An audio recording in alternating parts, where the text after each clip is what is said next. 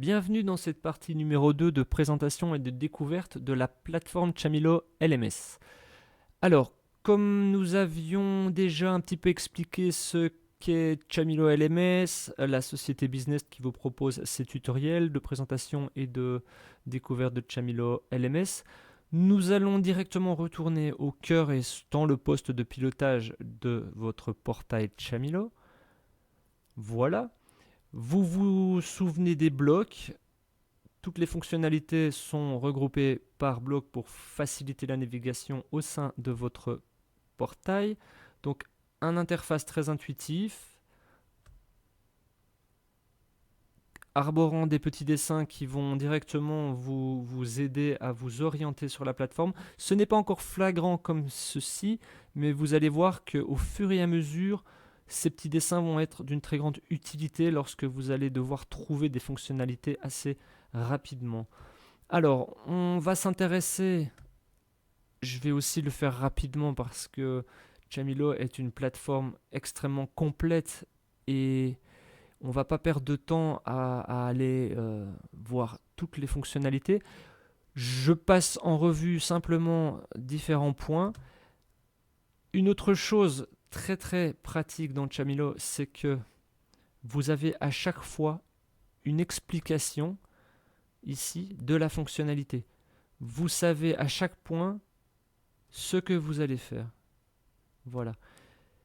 Lorsque vous avez des doutes, il y a aussi des infobules.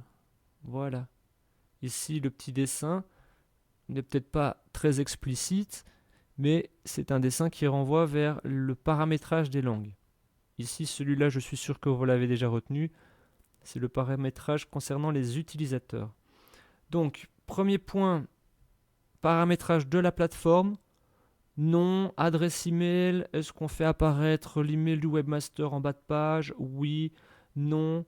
Votre nom, le nom de l'administrateur. Vous pouvez paramétrer toutes sortes d'informations. Est-ce qu'il faut afficher les données de l'enseignant dans le pied de page? Qui est connecté? Est-ce qu'il faut afficher le nombre d'utilisateurs connectés à ce cours? Est-ce qu'il faut montrer le nombre d'utilisateurs en ligne? Voilà, ici vous avez une multitude de points. Il faut vraiment prendre la peine de bien paramétrer votre plateforme, de bien lire les informations, et alors tout se passera sans problème. Point suivant, paramétrage des cours. Ici aussi, pour l'exemple, est-ce que vous voulez qu'il y ait un raccourci vers les outils dans la bannière? Ce que vos apprenants doivent voir sur la page d'accueil. Est-ce qu'il faut afficher le menu de navigation du cours? Ça peut être pertinent. Non. Une icône seulement, du texte seulement, l'icône et le texte. Est-ce qu'il faut activer les introductions d'outils? Alors, la vue par défaut du forum. Voyez, il y a ici aussi un bon paquet de points paramétrés. Voilà, lorsqu'il y a un parcours pédagogique, on n'a pas encore introduit cette notion-là, mais lorsqu'il y a un parcours pédagogique, est-ce qu'il faut montrer le bouton de retour dans les parcours ou pas? Est-ce qu'il faut cacher le lien de copie de parcours? Enfin, voilà, ici vous avez encore un bon nombre de paramétrages à faire. Pareil pour les sessions, je ne vais pas m'y attarder, vous prendrez bien la peine de lire toutes ces informations. Concernant les langues, Chamilo est un logiciel qui est utilisé tout autour du globe, fortement développé dans les pays hispanophones et anglophones.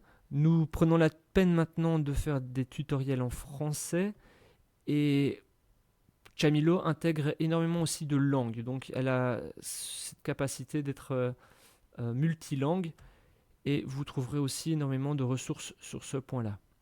Alors, les utilisateurs. Quels sont les champs obligatoires à l'inscription? Ont-ils accès à un agenda personnel? Que faut-il faire concernant leur profil? La mise à jour du profil. Que se passe-t-il s'ils ont oublié leur mot de passe? Voilà, tout ça doit être paramétré. Ici, les outils. Donc les outils, on ne les a pas encore vus. Ils sont représentés aussi sur une page. Lorsque vous aurez créé un cours, vos apprenants auront accès à des outils. Donc par exemple l'agenda, l'outil pour les annonces, l'outil de description de cours, des documents. Ils auront accès à un forum. Vous allez pouvoir décider lesquels doivent être activés ou pas. Vous pourrez aussi par après, lorsque vous créez des cours ou lorsque vous retournerez sur les cours créés, vous pourrez désactiver grâce à un petit icône en forme d'œil, vous pourrez désactiver ou activer la visibilité de certains outils. Donc en fonction des cours et des apprenants, vous pourrez donc activer certains types d'outils. Comme par exemple le chat ne devrait pas être activé, en mon sens, à des élèves de primaire, mais peut être activé à des élèves un peu plus âgés. Voilà. Ici, l'éditeur. Concernant l'éditeur mathématique, le correcteur orthographique, est-ce qu'il faut l'activer? Oui, non. On va passer en revue ici, voilà, on parle ici de sécurité, blacklist, les paramétrages, whitelist. Nous avons ici ce qui concerne le répertoire de téléchargement des utilisateurs. Donc ça, ce sont encore des choses assez techniques concernant les utilisateurs. Concernant le cahier de notes, ça c'est un point qu'on définira un peu plus tard aussi. Les honoraires, alors le suivi, les moteurs de recherche dans les documents qui seront intégrés dans la plateforme. Feuille de style, vous pouvez intégrer une feuille de style avec votre propre style, votre propre, comment dire, style graphique, le style graphique de votre société. Il y en a quelques-uns qui sont intégrés ici. Par exemple, si je travaille avec des apprenants d'école primaire, je peux par exemple intégrer cette feuille de style ici, qui est très sympa et beaucoup moins sérieuse que ce qu'on utilise d'habitude. Donc je vais retourner sur celui Corporate. Voilà, enregistrer les paramètres. Il y a ici des modèles qui vont vous servir pendant la création de vos cours et de vos parcours. Donc d'écrire un schéma, vous pouvez par exemple modifier. Voilà, ils apparaissent comme ceci.